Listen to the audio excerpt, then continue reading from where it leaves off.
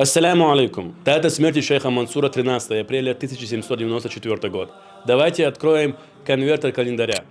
И с григорианского ставим дату и переведем на календарь хиджры.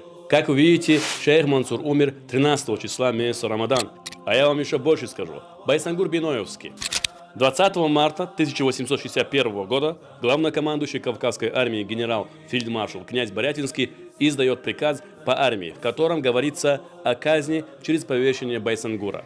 Если мы даже возьмем несколько дней, либо 20-го, либо 21-го его повесили, либо 22-го его повесили, посмотрим, опять же открываем конвертер календаря с григорианского, введем дату 20 марта 1861 год. И как мы видим, Байсангур Биноевский тоже умер в месяц Рамадан. Да примет Аллах их шахаду. Вассаляму алейкум ва рахматуллахи ва баракату.